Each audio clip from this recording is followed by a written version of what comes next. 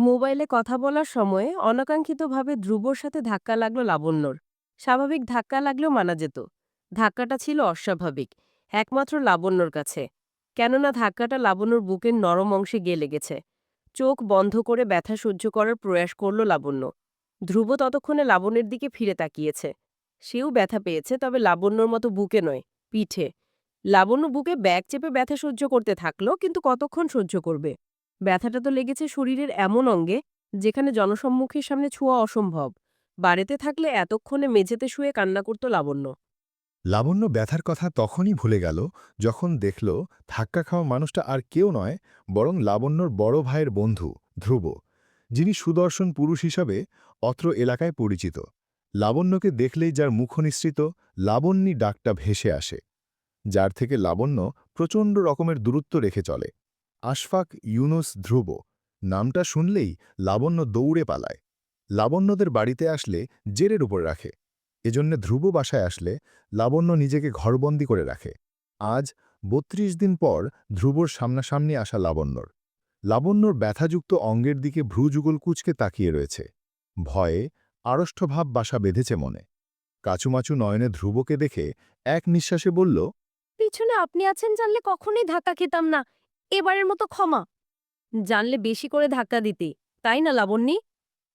ছলছল চোখে মাথা নেড়ে না বলল লাবণ্য। কিন্তু সে শুনলে তো। মন গড়া কথা সাজিয়ে পুনরায় বলতে শুরু করলো, পিকনিকে কি তুইও যাচ্ছিস? আমাকে অনুসরণ করছিস না তো? শুনেছি তোর ২৪ নাম্বার বিয়ের ঘর আসলো সেদিন। পাত্রপক্ষ নাকি বিয়ে ভেঙেও দিয়েছে। ঘটনা কি সত্যি লাবণ্যী? নিজের বন্ধুদের সামনে কথাটা বললেও সমস্যা ছিল না লাবণ্যর। সমস্যা বাঁধল তো তখন, যখন সে দেখল ধ্রুবর বন্ধুরাও সেখানে উপস্থিত আছে। উপস্থিত থাকাটাও বড় কথা না।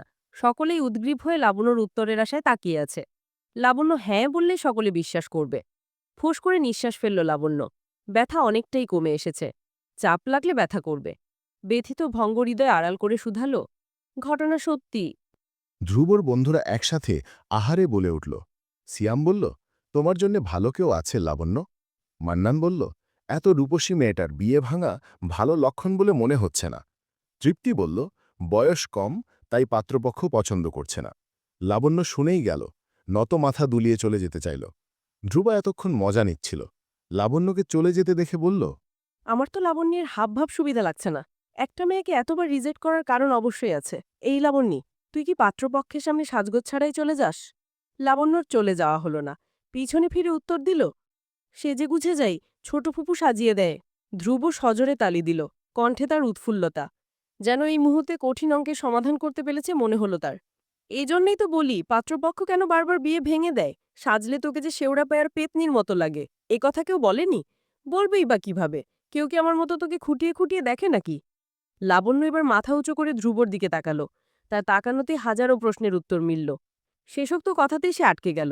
নির্জীব কণ্ঠে বলল, কিন্তু এবার তো সে যুগে যে পাত্রপক্ষের সামনে যায়নি। ধ্রুব চমকালো, হয়তো কিছুটা অপ্রস্তুত হলো। লুকোনো কোনো অনুভূতি প্রকাশ পেল মনে হলো। ধমকের গলায় বলল, বড়দের মুখের উপর কথা বলতে শিখে গেছিস বেয়াদব মেয়ে? যা, বাসে উঠে বস। নিরুত্তর লাবণ্য তাই করল। বাসে উঠে পেছনে সবচেয়ে ভালো সিটটাতে বসল। আজ তার ভাগ্য খুবই খারাপ। সে আর কোনোভাবেই তার মেজাজ খারাপ করতে চায় না। এমনিতেও কম ব্যথা পায়নি। ধ্রুবর কথা ভেবে বাড়তি ব্যথা পেতে চায় না সে। লাবণ্যদের গন্তব্য সিলেট ভ্রমণ। লাবণ্যর বড় ভাইয়ের নাম সাদিফ। সাদিফের বন্ধুমহলের সংখ্যা সীমিত। ৩ জন বন্ধুর সাথে ছোটবেলা বড়বেলা পার করেছে সাদিফ। কথা ছিল ৪ বন্ধুর পরিবারবর্গ নিয়ে একসাথে ভ্রমণ করতে যাবে। সবই ঠিক ছিল, শেষ মুহূর্তে এসে মান্নানের পরিবার নাকচ করে দিল। এক পরিবারের জন্য অন্য পরিবার বলেও নাকচ করল। তবে বাচ্চাদের আনন্দে ব্যাঘাত ঘটাতে আসেনি কেউ। লাবণ্যর মতো মান্নানের ছোট বোন সিয়ামের ছোট ভাই তৃপ্তির স্বামীসহ যাচ্ছে। বিয়ে ভাঙ্গা বড়সড় ব্যাপার নয়, কিন্তু এবারের ছেলেটা লাবণ্যকে কুৎসিত চেহারার মেয়ে বলেছে। এমন নয় যে লাবণ্যর গায়ের রং কালো, শ্যামলা গায়ের রং। চেহারার ঔজ্জ্বল্য ভাব আছে। টানা চোখে কাজল দিলে মায়াবতী লাগে। লাবণ্যর সাজের মধ্যে কাজল পর্যন্ত সীমাবদ্ধ। লাবণ্যর বাবা তো মায়াপরী বলে ডাকেন, মা মাথায় তুলে রাখেন। ভাইয়েরও খুব আদরের। শুধুমাত্র ধ্রুবর কাছেই লাবণ্যর হাসির পাত্রী। লাবণ্যর মনের কোঠায় ধ্রুবর জন্য আলাদা জায়গা রয়েছে। ধ্রুব যদি কোনোদিন জানতে পারে, তবে শুলে চড়াবে। কানে হেডফোন গুজে লাবণ্য সিটে গা এলিয়ে দিল। চোখ বন্ধ করে পছন্দের গান শুনতে থাকল। বাহিরের জগতের আনন্দ উল্লাস থেকে দূরে সরিয়ে নিল। লাবণ্য নিজেকে বেশিক্ষণ সকলের থেকে দূরে সরিয়ে রাখতে পারল না। পিছনের সিট থেকে কেউ একজন তার চুল পেঁচিয়ে ধরল। লাবণ্য সামান্য আর্তনাদ করে হাতজোড়া মালিকের হাতের উপর হাত রাখল। কান থেকে হেডফোন সরিয়ে পিছনে ফিরে তাকাল। ধ্রুবকে স্বাভাবিক হয়ে বসে থাকতে দেখে অবাক হল। লাবণ্যর চুল পেঁচিয়ে ধরে একমনে মোবাইল দেখছে। লাবণ্যর চোখে পানি জমা হল, গলার স্বর ভারী হয়ে বলল, আমার চুল ছেড়ে দাও ধ্রুব ভাইয়া। ধ্রুবর সাথে সাথে চুল ছেড়ে দিল। চুলের গোড়া জ্বলে যাচ্ছে। এভাবে চুল টেনে ধরার কারণ খুঁজে পেল না লাবণ্যী। সে প্রশ্নের উত্তর পাওয়ার আশায় ধ্রুবর দিকে তাকিয়ে থাকল। ধ্রুব মোবাইলে চোখ রেখে বলল, তোর তো আজ ব্যথা পাওয়ার দিবস মনে হচ্ছে। গত বছরও কি এই দিবস পালন করেছিলি লাবণ্যী? চোখের পানি মুছে লাবণ্যর নাক টেনে উত্তর দিল, গত বছরের কথা আমার কিভাবে মনে থাকবে? মনে রেখে কি করবি? ইচ্ছে করে ধাক্কা দিতে ঠিকই মনে থাকে। উফ, পিঠটা এখনও টনটন করছে রে লাবণ্যী। লাবণ্য মিনমিন সুরে আওড়াল, ব্যথা আমারও লেগেছে, আপনার পিঠে আর আমার বুকে। ধ্রুব হয়তো কথাটা শুনেছে। ফোন থেকে চোখ সরিয়ে লাবণ্যর চোখে চোখ রাখল। এতেই যেন লাবণ্যর মনে কালবৈশাখী ঝড়ের তাণ্ডব ঘটাতে শুরু করল। ধ্রুব 2 সিটের মাঝামাঝি ফাঁকা অংশটাও ঘুচে দিল। 2 হাত লাবণ্যর সিটের উপর রাখল। লাবণ্য সরে গেল। শরীর সামনের সিটের দিকে এলিয়ে দিল। ধ্রুব বাম চোখ টিপে বলল, শরীরের অঙ্গটা ঠিক আছে তো? কোনো ক্ষয়ক্ষতি হয়েছে নাকি চেক করেছিস লাবণ্যী? লজ্জায় লাবণ্যর কান গরম হয়ে আসল।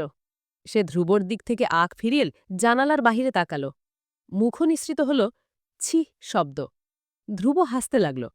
হঠাৎই মুখের ভাবভঙ্গি পরিবর্তন করে বলল, এতদিন আমার থেকে পালিয়ে বেরিয়েছিস কেন? আমি বাঘ নাকি সিংহ যে তোর বাড়িতে গেলে নিজেকে বন্দি করে রাখিস? লাবণ্য চোরাচোখ এদিক সেদিক ঘোরাফেরা করতে ব্যস্ত। তখনই সাদিফ ব্যাগপত্র হাতে নিয়ে বাসে উঠল। লাবণ্য হাঁস ছেড়ে বাঁচল। সাদিফের পিছু অন্যান্যরাও আসতে লাগল। লাবণ্য এতক্ষণে খেয়াল করল বাসে এত সময় তারা দুজনেই ছিল।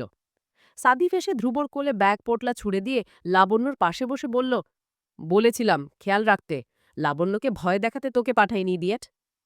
ধ্রুব ব্যাগ পাশের সিটে রেখে বলল, ভয় দেখালাম কোথায়? আমি তো পীড়িতের এবিসিডি শিখাচ্ছিলাম। সাদিফ সহ উপস্থিত বন্ধুরা হাসতে শুরু করল। ধ্রুবর কথা সকলেই মজার ছলে নিলেও লাবণ্যর মনে অন্যরকম প্রভাব ফেলল। সে লজ্জায় লাল নীল হয়ে নুইয়ে পড়ল। কানে হেডফোন গজে বিড়বিড় করল, সময় হলে আপনার কাছ থেকেই পীড়িতের পিএইচডি ডিগ্রি অর্জন করব ধ্রুব ভাইয়া।